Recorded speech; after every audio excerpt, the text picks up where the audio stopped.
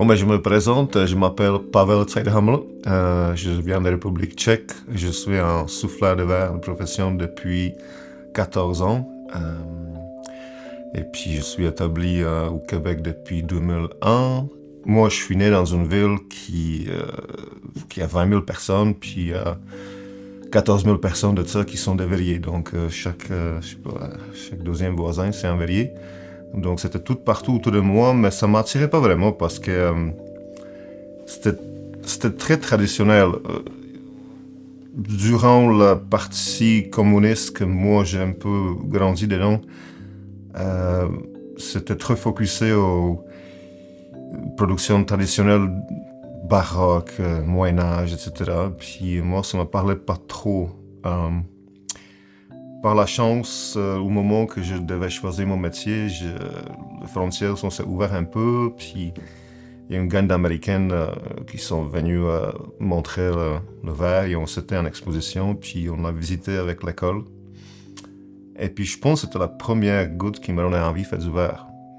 Étonnamment, quelqu'un de bien extérieur, de l'autre côté de la planète, puis il te donne le goût de faire le verre, que pourtant tu es dans une ville que tu baignes dedans tous les jours. Puis bon, aussi, à l'école, j'étais pas très bon, je suis plutôt manuel, c'était une opportunité facile.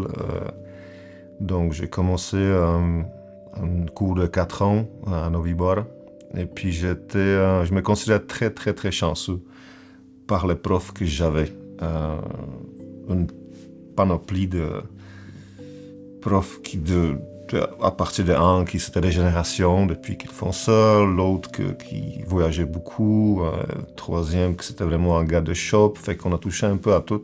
Et puis ça m'a charmé, pas juste par la beauté de verre, ce que tu peux faire avec, mais surtout l'environnement qui l'entoure, c'est-à-dire travailler avec des gens, toujours, la plupart du temps c'est en équipe.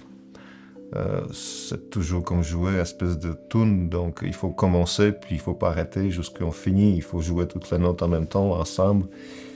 On se passe les cannes, on se fait des caillettes, on fait tout ce qu'il faut pour que l'objet sorte au bon rythme, qu'il soit bien fait. 4 ans à l'école. Ensuite, c'était aussi une époque qui était encore liée avec la fin des communistes, les usines qui ont marché grâce au système d'époque il était en train de tomber un après l'autre parce que les traditions, ça marchait plus. Il fallait quelque chose de plus moderne. Et puis, il y avait quelques nouveaux ateliers plus avant-gardistes où j'ai eu chance de travailler. Puis, encore plus développer la patience avec des gens qui avaient quoi dire à ce moment-là. Fait qu'à travers de ça, j'ai eu la chance de toucher à tout pas mal possible de techniques qui entourent soufflage. Parce que bon, il y a plein d'autres domaines dans le verre. Et puis ensuite, après cette expérience, c'était vers 20 ans, je bougeais à Marseille pour quelques années, où on travaillait pour un atelier subventionné dédié à produire des projets des artistes renommés. Puis ensuite, j'ai bougé au Québec parce que j'ai rencontré ma femme. Et puis, ça avait l'air qu'au Québec, il y avait plein de travail, mais il n'y en avait pas. Il n'y en avait pas, c'était pas vrai. Donc j'étais obligé de partir de zéro ici, commencer un peu à travailler en construction, finalement rencontrer quelques personnes, ensuite travailler pour Karen Bouchard à Michaud, qui avait un atelier à Vieux-Port, à Montréal dans le temps. Ensuite, tranquillement poigner des commandes de certains clients, développer la clientèle parce que je pense que le verre soufflé n'existait pas beaucoup dans le temps ici parce que les gens qui étaient des clients potentiels ne savaient pas ce qui était possible d'avoir. Donc après, faisons le tour de toute cette possible de designers, artistes, toutes sortes de monde, mais ça commence à faire des bébés. Les gens appelaient après 1 mois, 2 mois, 1 an. Et puis on a commencé à développer des projets. Puis ça s'est abouti jusqu'au 2009 que je pouvais ouvrir mon atelier dans le canton d'Est.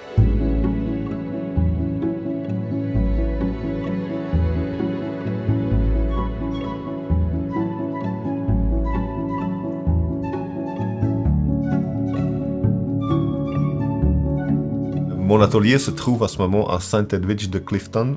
Sainte féminin, parce que il y en a deux, il y en a un autre au Saguenay. Et puis, mais je suis ici parce que, au départ, on s'en venait dans le canton d'Est, région Sherbrooke, car la famille de ma conjointe revenait ici, donc c'est fun d'avoir la famille proche. Pourquoi pratiquement Saint-Edwidge? Mais c'était facile. Il y avait un terrain assez grand avec un zonage blanc permis d'atelier sur place. Potentiel, ce que j'ai vu, c'était ici. Agréable endroit. Ouais, j'ai bien aimé, c'est ça. Et puis, il faut dire que Québec, les gens au Québec ne connaissent pas beaucoup sur verre soufflé. Je crois que les gens étaient contents que je suis ici, ils étaient curieux. En général, les Québécois sont très, très accueillants. Je trouve que comme un immigrant, je pourrais pas me souhaiter mieux que ça. On veut pas bouger d'ici tout de suite parce qu'on livre à Montréal, on ship un peu en ce moment à New York, puis aux États-Unis, puis un peu en Europe. Donc ça marche très bien au niveau de expédition de nos produits.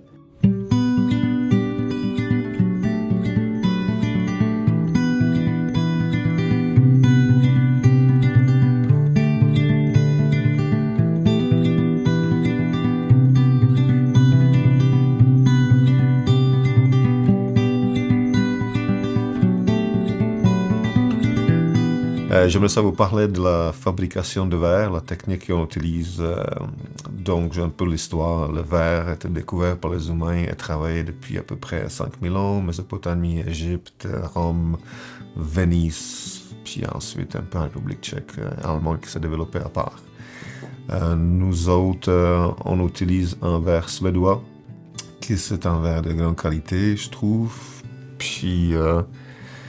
il n'y en a pas beaucoup de fabricants de verres de qualité qu'on peut utiliser pour ce genre de produits qu'on fait ici. Il y a toutes sortes de verres. Pour les fenêtres, pour les voitures, pour les verres à bois fabriqués à la machine, pour des produits pas chers, pour les produits fabriqués en Chine en tout cas. Pour notre verre, ça demande vraiment matière première de base, ça veut dire sable vraiment pur, sans aucun contaminant. Qui est facile à fondre, qui ne demande pas trop d'énergie, qui ne pollue pas trop, qui fait en sorte qu'il se travaille bien, qui reste chaud assez longtemps, qui se refroidit bien, qui se taille bien, et puis qui se scratche pas trop. Donc il y a beaucoup d'aspects pour trouver ce qu'il vous faut pour les choses que vous voulez faire. Ici on a trouvé ce produit. On achète le verre en batch, c'est-à-dire c'est une poudre mélangée, la formule que la compagnie qu'on utilise. Après la journée de travail, que notre pot de fusion est vide, on charge ça dedans tranquillement toute la soirée. Dans la nuit, on set la température, on met le programme de fusion. Puis toute la nuit, le verre passe à travers ce programme de fusion qui monte à peu près à 2440 Fahrenheit. Puis on travaille à peu près à 2200 Fahrenheit pendant la journée de travail. Donc la fournaise, c'est un peu comme un bébé. C'est-à-dire que il faut toujours être proche, il faut toujours checker les problèmes parfois, il a besoin d'être nourri, il a besoin d'être réparé, il a besoin de soigner, puis il faut être toujours autour et proche. Donc elle est toujours allumée 24 heures sur 24.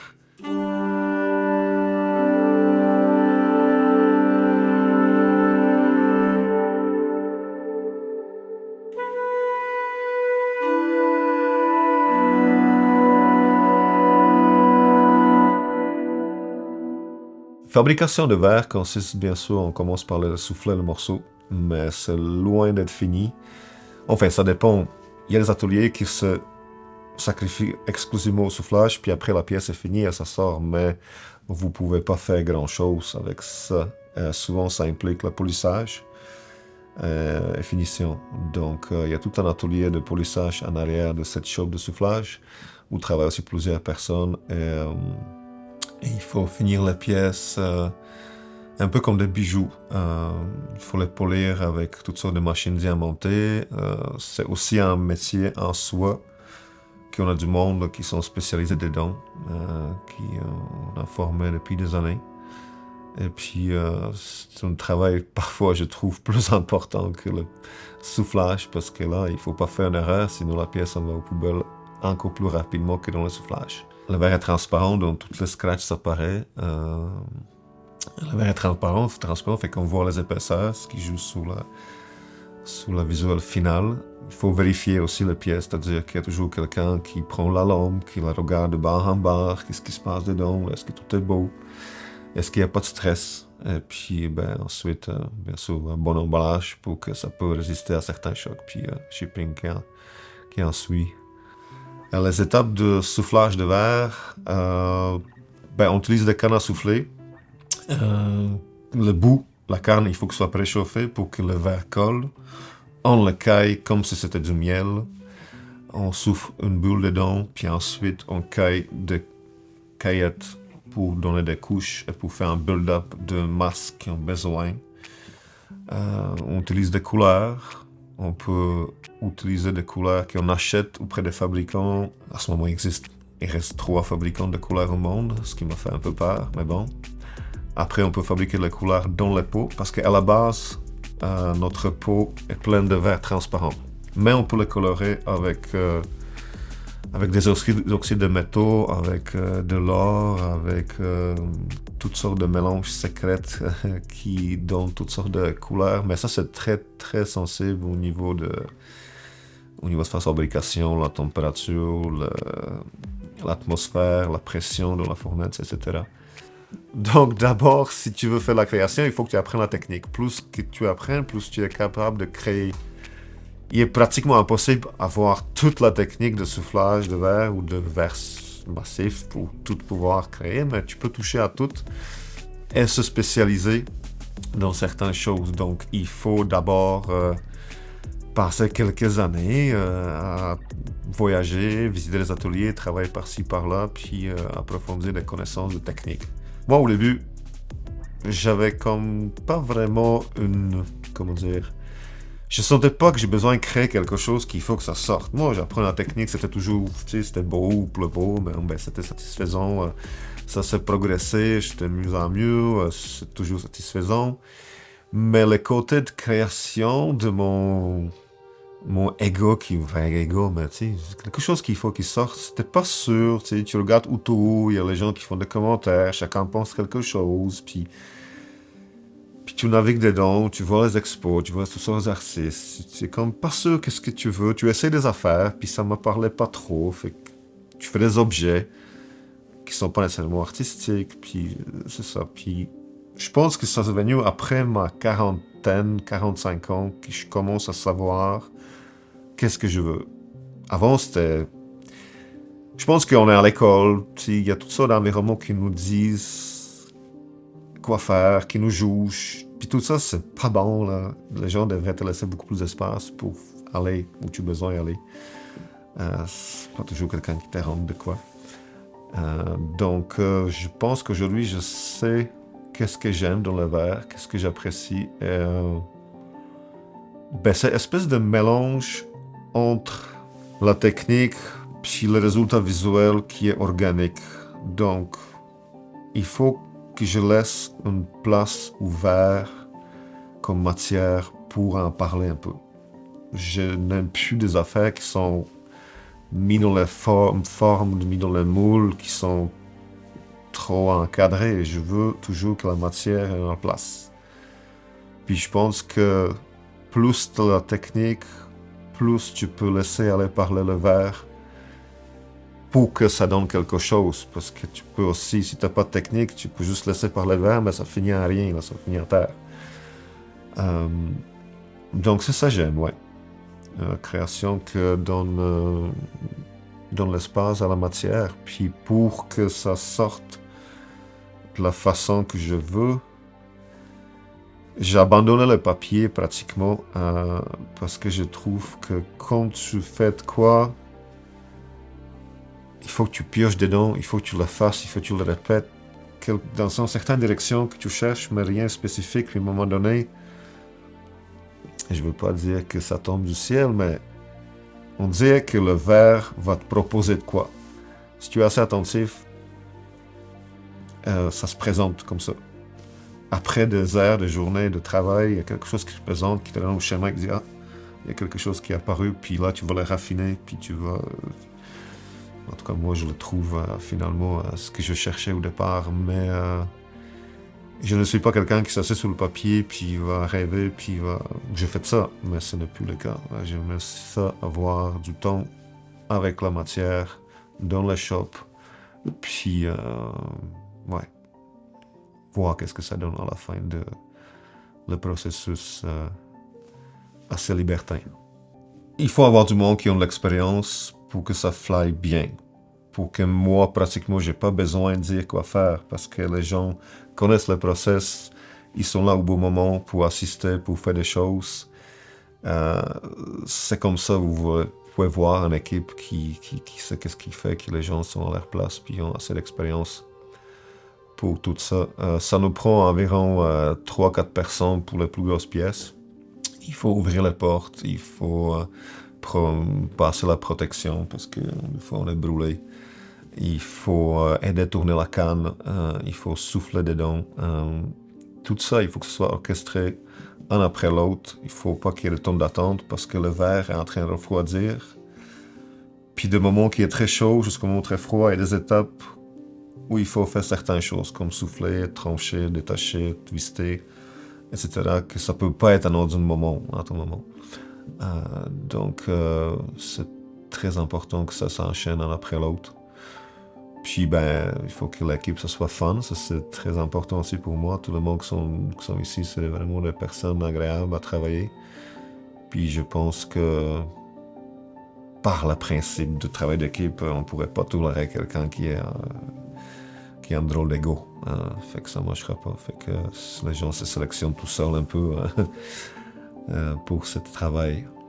C'est un aspect que j'adore. Je pense que j'ai déjà dit, mais j'adore travailler en équipe. Ouais, c'est vraiment fun.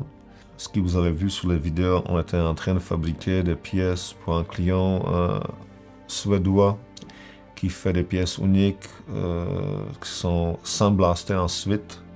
Il reste seulement une espèce de squelette de certaines formes. Donc les pièces sont très épaisses pour que ça tienne une fois sans blaster. Sont avec une épaisseur très contrôlée pour que ça tienne tout ensemble. Et puis, ça nécessite présence de cet artiste parce que lui connaît sa finition, moi je connais ce que je suis en train de faire sous la canne, puis il faut enregistrer ça sous le moment pour que la pièce fonctionne pour ce qu'il fait, ce qu'il a besoin de faire. Justement, la pièce sur la vidéo, c'est une commission pour un client qui avait la pièce originale qui s'est brisée pendant le ménage et puis il fallait en faire une nouvelle, donc il fallait être très précis pour le fournir la même chose pratiquement, même c'est impossible, mais bon, on va dire c'est pareil. Bon, on peut parler un peu de nos productions, de ce qu'on fabrique ici, ce qu'on fait, ce qu'on crée, avec quoi on s'amuse. Au début que je suis parti à l'atelier, j'avais déjà quelques clients, produits funéraires, produits de table, produits décoratifs. Puis les luminaires sont venus, je sais pas pour quelle raison comme ça, mais c'était un peu logique. Bon, le verre, ça a besoin de lumière, en général. Ça met tout en valeur d'un coup. Fait que déjà, accrocher quelque chose au plafond, ça ajoute la valeur. Vous pouvez le vendre beaucoup plus cher que quelque chose qui est sous la table. C'est un objet quand même très prestigieux dans la pièce, donc cette marché se développait fortement. Puis on a eu plus en plus de demandes luminaires, puis de conception, puis de développement design. Entre autres, il y a plusieurs compagnies qui sont parties à Montréal. Je pense que grâce à nos savoir-faire, puis proximité qu'on avait, question d'échange, fait que le luminaire a pris beaucoup de place, oui, dernièrement. En parlant de soufflage de verre, il n'y a pas juste de prendre la canne, faire le caillette et souffler le verre. Il y a l'aspect de business que je ne connaissais pas avant de partir mon atelier et c'est parfois très désagréable. Donc la fournaise, elle roule tout le temps, le gaz brûle tout le temps. Il y a dans chaque atelier établi un certain montant d'argent qui est obligé de faire à l'heure pour qu'on arrive à la fin du mois, à la fin de l'année. Donc ça donne une pression parce qu'il faut fabriquer tant de pièces de l'heure, il faut que ça sorte. À la fin de chaque jour, moi je prends un papier, je vois combien d'argent on a fait, est-ce qu'on arrive pas. En général on arrive, mais s'agit de plier un ou deux, puis tout est déséquilibré à ce niveau-là. Donc, gestion de ça, c'est stressant. Et puis, c'est pour ça on travaille souvent pour les autres personnes. Les gens qui amènent des contrats, on connaît le prix, on sait combien de temps ça nous prend, on peut aligner nos affaires pour qu'on arrive bien.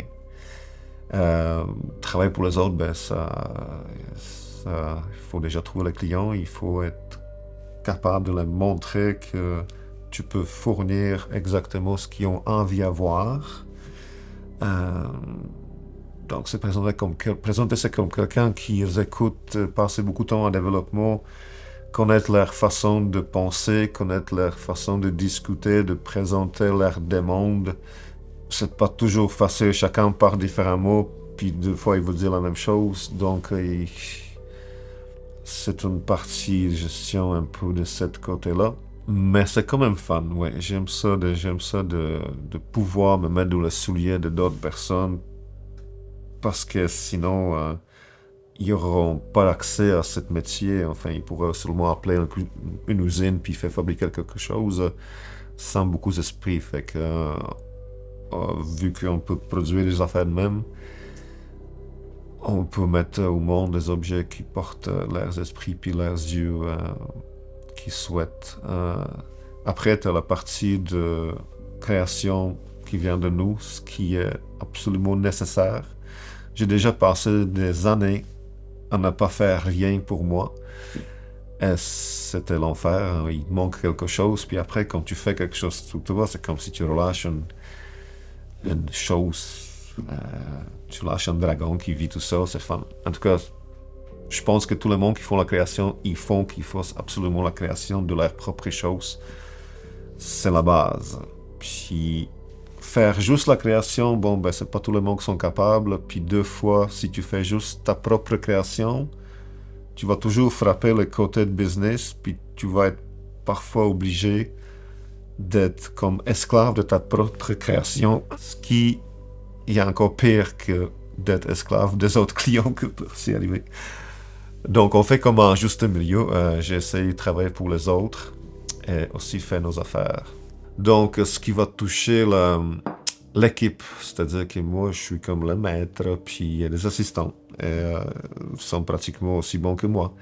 Mais il faut le trouver quelque part, il faut l'emmener là, Québec. Il y en a combien de verriers au Québec? Il y en a 10. Il y en a combien d'apprentisseurs? Des apprentis, il y en a 20. Donc, c'est pas large. Il y a une école vert à Espace Vert à Montréal, où je m'approvisionne pour les travailleurs, on peut dire. Il y a du monde très talentueux au Québec, je te dirais. Ça, j'ai juste le trouver. Moi, ma tactique un peu, c'est attends qu'il passe la première année ou deuxième à Espace Vert Montréal. On voit comment il se développe et s'il tient, si on a la patience de matière, puis le métier pogne. Puis après, si j'ai besoin, je vais l'aborder. Puis j'ai déjà plusieurs personnes qui sont passées par ici de cette façon-là, puis on les a pris, on les apprend le vrai métier pratique ici, c'est-à-dire avec toutes les côtés de production et tout. Et je suis très content des résultats. Ouais. Donc je suis quelque part un prof je suis un peu prof pour que les gars deviennent plus vite possible utilisables dans ce qu'ils ont fait. C'est quelque chose que j'ai appris à aimer aussi parce que c'est un travail avec l'humain, la personne. J'aime beaucoup l'aspect de... Tu sais, je suis pas un prof qui va tout te servir sur un plat puis va t'expliquer comment faire tout. Je te donne un peu puis je te laisse un peu nager. Puis après, je t'aide un peu à gauche, à droite pour voir comment tu te places à travers de ça. Ça, je trouve c'est une excellente façon de sortir le meilleur de la personne possible. Et on a d'excellents résultats.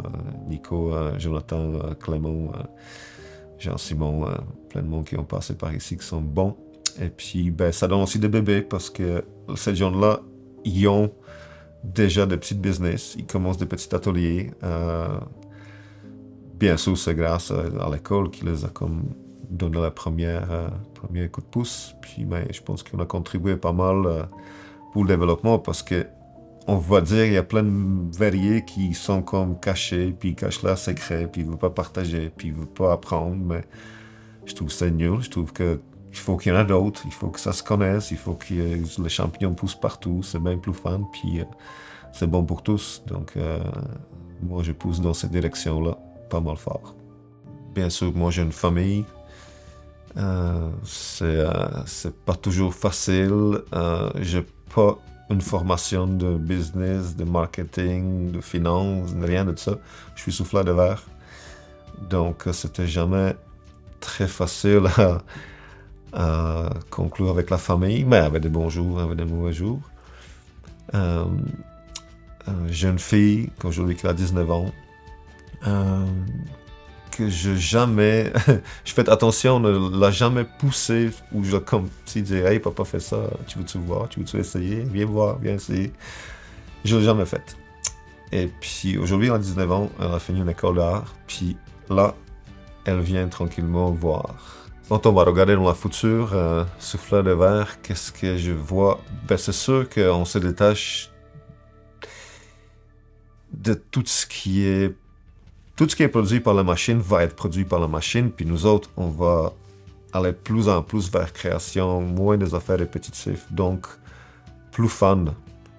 Mais pour faire la création, il faut quand même faire beaucoup de répétitions, beaucoup d'apprentissage avant, donc j'ai